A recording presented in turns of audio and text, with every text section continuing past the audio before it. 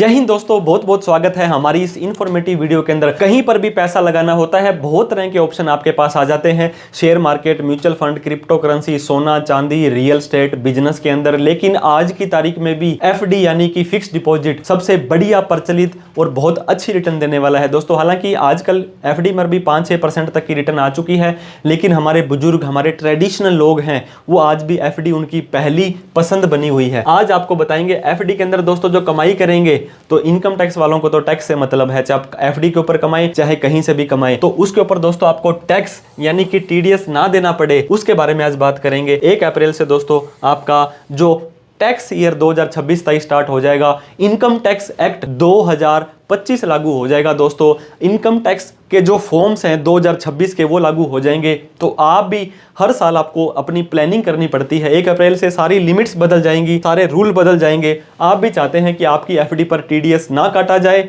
तो आप इस वीडियो के लास्ट तक जरूर बने रहें। 3 से 4 तरीके आपको बताएंगे दोस्तों। टीडीएस की full form tax deducted at source होता है, बहुत लोगों को पता होगा। मान लीजिए 1 लाख रुपए आपको कहीं से आ रहा है, तो आप इनकम टैक्स में इसे दिखाएंगे नहीं दिखाएंगे, उनको आपके ऊपर भरोसा नहीं है, तो आपका ऑलरेडी ये 10% या जो भी रेट होता है उसका टैक्स काट लेंगे और आपको सिर्फ 90,000 ही देंगे। और ये बाकी का 10% जो 10,000 है, ये आप ही के पैन कार्ड में जमा हो जाएगा। मतलब जहां से आपको पैसा आ रहा है वहीं पर ही आपका पैसा काट करके, क्योंकि इनकम टैक्स वालों का आपके ऊपर भरोसा नहीं है कि एफडी के ब्याज को आप आईटीआर में दिखाएंगे या नहीं दिखाएंगे, तो वो पहले ही इनकम टैक्स वालों ने बैंक वालों की ड्यूटी लगा दी है कि भाई इस व्यक्ति का टीडीएस काट लेना। और इनकम टैक्स दोस्तों फाइनेंशियल ईयर वाइज चलता है। 1 अप्रैल 26 से 31/3/27 आपका फाइनेंशियल ईयर 26-27, आपका टैक्स ईयर 26-27 हो जाएगा। अब दोस्तों असेसमेंट ईयर, फाइनेंशियल ईयर का कोई झंझट नहीं रहेगा। जो साल चल रहा है बस वही टैक्स ईयर है आपका। तो सारी की सारी लिमिट्स, आपका टैक्स, आपकी आईटीआर, आपके टीडीएस, आपको अब टैक्स ईयर वाइज देखने हैं।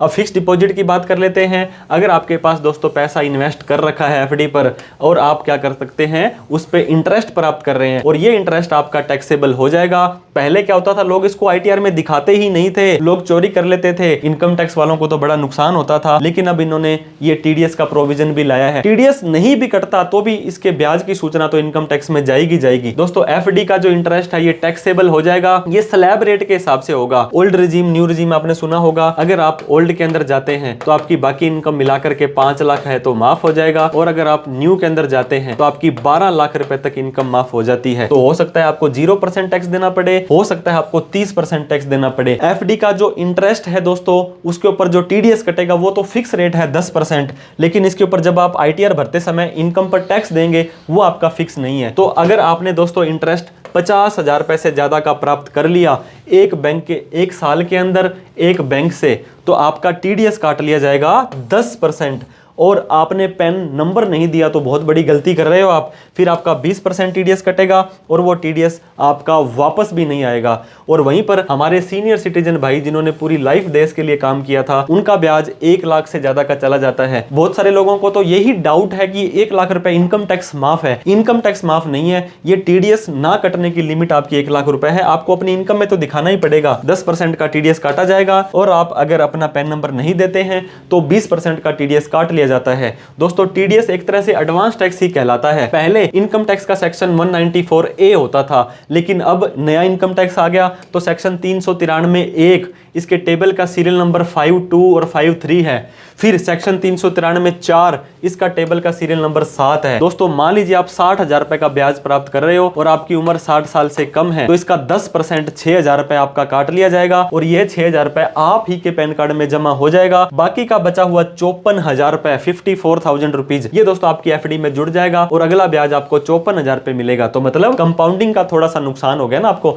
कहां पर तो आपको 60,000 रुपए अगला ब्याज मिलता, अब आपको 54,000 पर अगला ब्याज मिलेगा। तो एक तो ये नुकसान आपका हो गया है। अब आपको बचना कैसे है इस टीडीएस से? दोस्तों टीडीएस की जो लिमिट है ये अलग अलग बैंक की अलग अलग पैन कार्ड में और अलग अलग ईयर वाइज है। अगर 50,000 से ज्यादा या 1 लाख से ज्यादा आ जाती है तभी आपका टीडीएस काटा जाएगा, अदरवाइज टीडीएस नहीं कटेगा। तो आपको क्या करना है, अलग अलग बैंक में ही एफडी करा लेंगे, तो उससे क्या होगा कि आपका टीडीएस हर बैंक नहीं काटेंगे। दोस्तों मैं ऐसे नहीं कहता कि 5, 10, 15 बैंक अकाउंट में कराओ, लेकिन अगर आप इतना ही ब्याज कराएंगे कि 50,000 या लाख से ज्यादा का ब्याज ही नहीं आएगा आपकी एफडी का, तो 3 फायदे मिलेंगे आपको कि आपका ब्याज ही नहीं आया तो आपका टीडीएस नहीं काटा जाएगा, ठीक है। इसके बाद में 5 लाख रुपए की सिक्योरिटी हर एक बैंक की मिलेगी आपको। इसके अलावा अगर आप 10 लाख से क्रॉस नहीं करेंगे तो ये इनकम टैक्स में भी सूचना नहीं जाएगी। अब मान लीजिए एक व्यक्ति थे, उन्होंने 15 लाख की एफडी करानी थी, अगर वो एक ही बैंक में कराते और 15/8 मान लीजिए आपका दोस्तों इसमें 15/7 105, 1,05,000 रुपए का उनको ब्याज मिल गया, तो 1,05,000 रुपए तो वो टीडीएस भी काट लेंगे और आपका कल को बैंक डूब जाता है तो 5 लाख ही माफ होगा, और 10 लाख से ज्यादा कराई थी तो आपका इनकम टैक्स में भी सूचना चली जाएगी। अब वहीं पर दोस्तों इस 15 लाख को 3 बैंकों में अगर आप एफडी करा लेंगे, अब दोस्तों मान लीजिए इसका 7% जो ब्याज आता है ये आपका आएगा 35,000 रुपए, तो 50 से कम है, टीडीएस नहीं कटा। अगर तीनों बैंक डूब गए तो 5-5 लाख रुपए मास आपके सेफ हैं, और 10 लाख से ज्यादा की एफडी नहीं कराई तो ये एफडी की सूचना भी इनकम टैक्स को नहीं जाएगी। तो कितना फायदा है अगर आप अलग अलग बैंकों में एफडी करा लेते हैं। दूसरा दोस्तों, अगर आपका 6% का ब्याज है और 8 लाख की एफडी कराई है तो 48,000 ही हो जाएगा ना आपका, ये देखिए, तो बैंक वाला टीडीएस नहीं काटेगा। इस चीज का आपको ध्यान देना है। दूसरा जादुई चमत्कारी फॉर्म, दोस्तों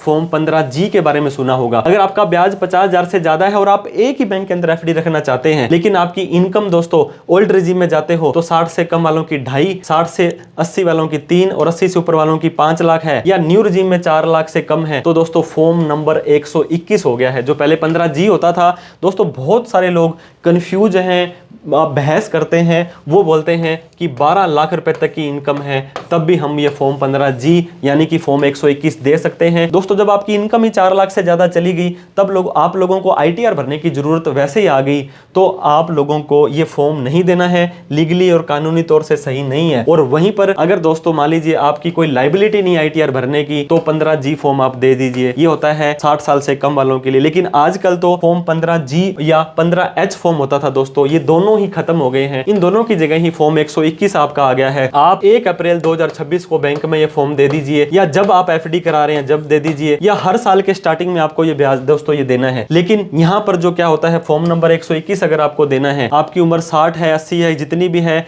यहाँ पर थोड़ी सी राहत आप लोगों को दी गई है दोस्तों। आपकी टैक्स की लाइबिलिटी नहीं है, तो फॉर्म 15H वाले जो थे आपके, ये 4 लाख वाले नहीं है, ये 12 लाख रुपए तक भी दे सकते हैं। यहाँ पर एक स्पेशल सर्कुलर की बात हम करेंगे। ये जो फॉर्म 121 है, 60 साल से ज्यादा वाले, सीबीडीटी का एक सर्कुलर आया है, 12 लाख रुपए तक की नॉर्मल इनकम है, क्योंकि आपका कोई टैक्स नहीं बनता है। आपका पहले हमसे एक टैक्स काटेंगे, उसके बाद आप वापस लोगे, तो सिर्फ सीनियर सिटीजन 12 लाख तक भर सकते हैं, बाकी लोग 4 लाख से कम वालों पर ही भरेंगे। इसके अलावा दोस्तों दोनों के दोनों ऑप्शन आपके ऊपर लागू नहीं होते हैं, ना तो अलग बैंक में जाना चाहते हो, ना फॉर्म 15GH देना चाहते हो, और ब्याज भी आपका 50,000 या लाख से ज्यादा है, और आपकी इनकम भी बेसिक एग्जम्पशन लिमिट से ज्यादा है। तो क्या करेंगे? कुछ नहीं कर सकते दोस्तों, आप वेट करेंगे, टीडीएस काटने दीजिएगा, उसके बाद में आपको आईटीआर भरनी पड़ेगी। आईटीआर भर देंगे दोस्तों, आपका रिफंड तो पैसा वापस आ ही जाएगा, और आपकी जो एफडी की अमाउंट थी उसके लिए भी आपको नोटिस नहीं आएगा, वो ट्रांजैक्शंस भी आपकी जस्टिफाई हो जाने वाली है। और एक काम आप कर सकते हैं दोस्तों, अलग अलग पैन कार्ड की अलग अलग लिमिट है, तो नॉन अर्निंग मेंबर है आपके, मान लीजिए फादर साहब हैं, वो 60 साल से ज्यादा हैं,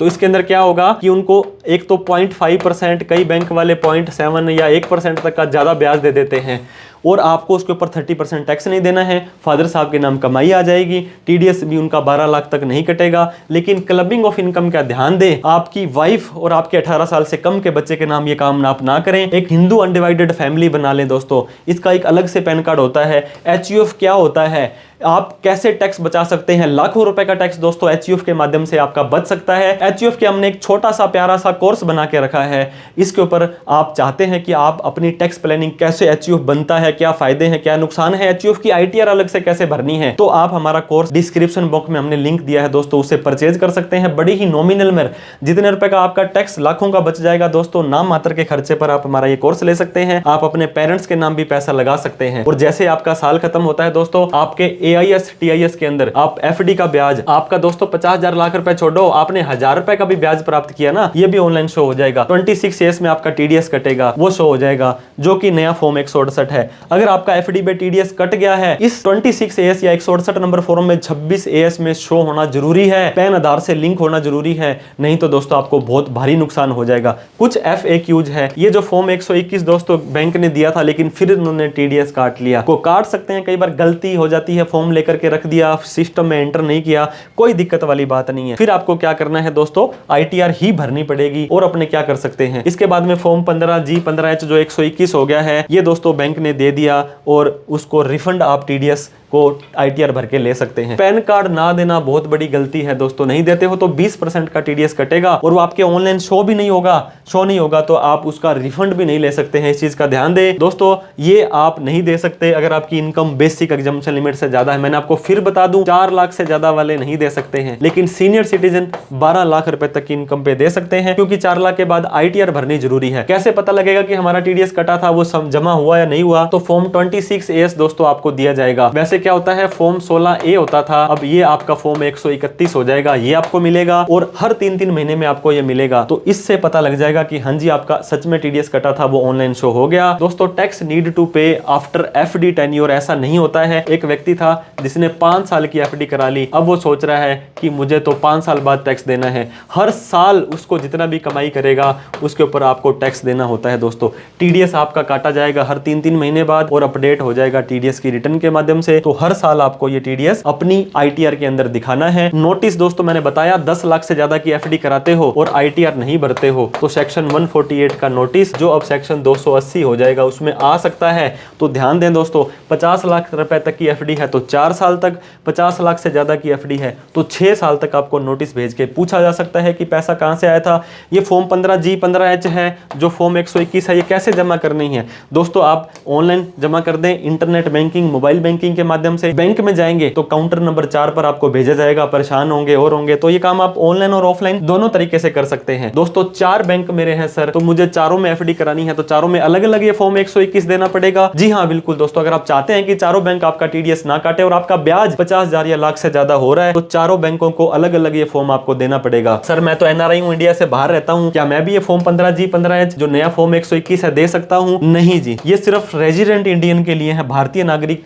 जो इंडिया का रहता है या NRI नहीं है वही है दोस्तों। आप गलत या फॉल्स ना दें, आपकी इनकम 5 लाख रुपए है और आप फॉर्म 15G 121 फॉर्म दे रहे हैं तो ये गलत कर रहे हैं दोस्तों। यहाँ पे आपको पेनल्टी लगाई जा सकती है, ये डिपार्टमेंट के ऊपर है। क्या क्या डॉक्यूमेंट चाहिए होते हैं दोस्तों? आपको अपना पैन नंबर, ये फॉर्म भरना है, अपनी इनकम बतानी है, बेसिक चीजें देनी होती है। ये देखिए फॉर्म 121, हालांकि इसके ऊपर हमने डिटेल में वीडियो बना रखी है। Name, address, pan number, status, residential status, कितनी इनकम है, ये सब चीजें बताएंगे आप इसमें। अगर आप चाहते हैं कि इस फॉर्म को अच्छे से एक्सप्लेन किया हुआ हमने वो वीडियो देखना चाहते हैं तो लिंक में डिस्क्रिप्शन बॉक्स में हम दे देंगे, तो आपका TDS नहीं काटा जाएगा। फिर भी कट गया है तो कोई दिक्कत नहीं है, ITR जरूर भरें। आपके एक पर्सनल CA जरूर होने चाहिए जिनसे आप किसी भी तरह की कोई भी हेल्प, किसी भी तरह की ट्रांजेक्शंस करने से पहले जरूर लें। ऐसा कोई केस नहीं है तो आप हमें कॉल, मैसेज, व्हाट्सएप करें। वीडियो अच्छी लगी हो तो लाइक करें, अभी तक हमें सब्सक्राइब नहीं किया है तो प्लीज कर लें। इस वीडियो को उन सभी लोगों में शेयर जरूर करें जो FD करवाते हैं लेकिन TDS कटेगा नहीं कटेगा, कैसे कटेगा, क्या क्या चीजें थी। फिर भी कोई डाउट, क्वेरी, क्वेश्चन रह गया तो आप कमेंट करके हमें पूछ सकते हैं। Thank you so much for watching this video. जय हिंद, जय भारत।